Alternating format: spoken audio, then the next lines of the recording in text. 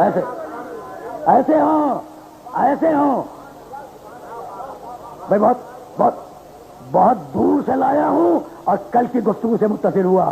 پوچھا تھا نا فرشتے نے پروردگار یہ ہے کون؟ ایسے ہوں تو طہارت ان پہ ناز کرے. سب کو معلوم ہے، لیکن اب رشتہ داری کے حوالے سے تو سنتے جاؤ نا. ایک دن بابا میرے حجرے میں آئے، مجھے سلام کیا اور کہنے لگے فاطمہ آج میں اپنے بدن میں ذوق محسوس کر رہا ہوں. بڑی گنجائشیں ہیں گفتگو کی.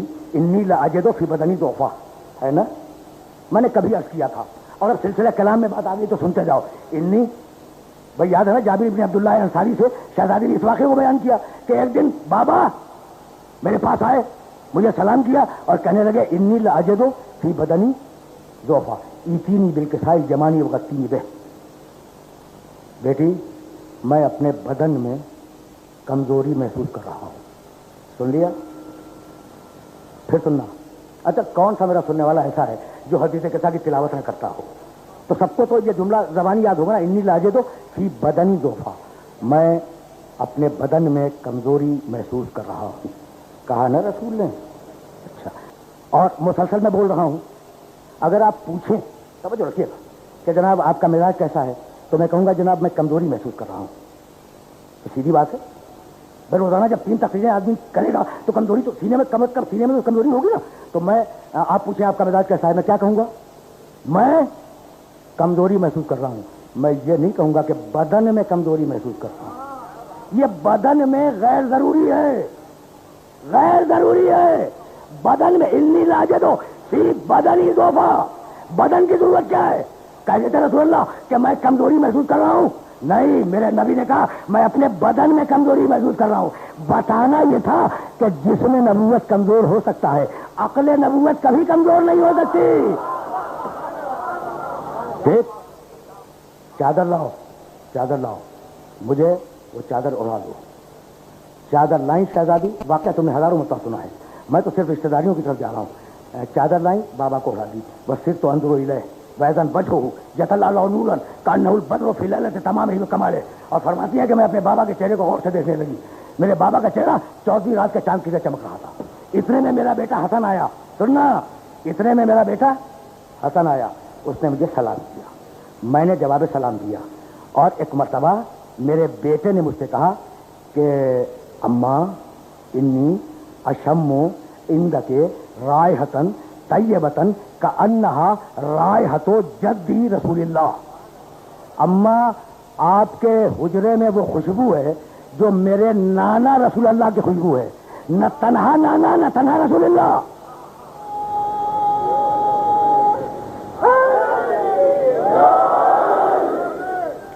اچھا، تو خوشبو اتنی عام نہیں تھی کہ ہر ایک سونگ لے، ہے نا، ورنہ مشرک سونگ کے غار میں داخل ہو جاتا.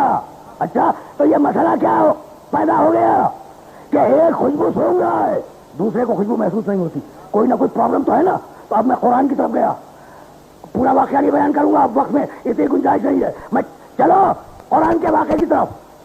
یوسف علیہ السلام مصر میں، ان کے والد یعقوب علیہ السلام کنعان میں. 750 کلومیٹر کا درمیان میں فاصلہ ہے.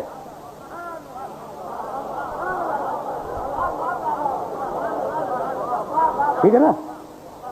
یوسف مصر میں، یعقوب کنعان میں. یوسف نے اپنی قمیص بھیجی، قاصد قمیص لے کے چلا. سننا، کہاں سے لے کے چلا؟ مصر سے. جانا کہاں ہے؟ کنعان. درمیان میں فاصلہ کتنا ہے؟ 750 کلومیٹر کم و بیش. ٹھیک، قاصد نے قمیص لے لی یوسف کی، اور ادھر کنعان میں 700 میل دور کنعان میں یعقوب نے ایک جملہ کہا، اور وہ جملہ قیامت تک کے لیے قرآن میں محفوظ ہو گیا. انی لاجد ریح یوسف، مجھے یوسف کے بدن کی خوشبو آ رہی ہے. مجھے یوسف کے بدن کی خوشبو آ رہی ہے. اب جملہ عرض کروں، وہ جو لے کے چلا تھا قاصد، اس نے خوشبو محسوس نہیں کی، جبکہ قمیص کندھے میں پڑی ہوئی ہے، اور 500 میل کے فاصلے پر یعقوب نے محسوس کر لی. تو اب مفسر حیران ہو گیا کہ کیا لکھے. کہنے لگا بھائی بات یہ ہے کہ قاصد اور یوسف کی طینت ایک نہیں تھی، اور یوسف اور یعقوب کی طینت ایک تھی، اس لیے خوشبو محسوس کر لی. تو اتنا طے ہو گیا سوائے علی و فاطمہ کے اور سوائے حسنین کے محمد کے ساتھ کسی کی تین نسلیں بیٹھ رہی تھی.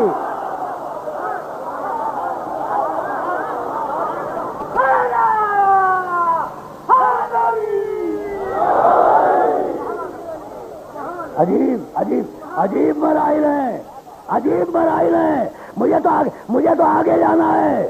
بھائی رشتہ داریاں تو سمجھتے جاؤ نا، رشتہ داریاں سمجھتے جاؤ. میرا نانا رسول اللہ، میرا باپ رسول اللہ، میرا بھائی رسول اللہ جمع ہو گئے. سننا، اب یہاں روک رہا ہوں اپنے سارے سننے والوں کو. میرا رسول دو کا نانا ہے، ایک کا بھائی ہے، ایک کا باپ ہے. رشتے ہیں نا، رشتے ہیں. اب روکے رہنا، اس مقام پر کچھ کہنا چاہوں گا. روکے رہنا. یہ علی سے کس کا رشتہ ہے؟ نبی کا. ٹھیک. فاطمہ سے کس کا رشتہ ہے؟ نبی کا. حسنین سے کس کا رشتہ ہے؟ نبی کا. نہیں، میں لفظوں کو الٹ دوں. علی نبی کے رشتہ دار، فاطمہ نبی کے رشتہ دار، حسن نبی کے رشتہ دار، حسین نبی کے رشتہ دار. ٹھیک ہے نا؟ اب میں کیا کروں؟ سننا بھائی، نبی کے رشتہ دار ہے نا، انکار ہے کسی کو؟ اب میں کیا کروں کہ جب اس نے پوچھا، کل سے اب متصل ہوا میں کل کی تقریر سے، کہ یا رب ومن تحت الکساء، پروردگار یہ چادر میں ہے کون؟ ادھر سے بولا، اللہ بولا، ہم اہل بیت النبوہ، یہ نبی کے رشتہ دار نہیں ہے، نبوت کے رشتہ دار ہیں. پہنچ گئی بات.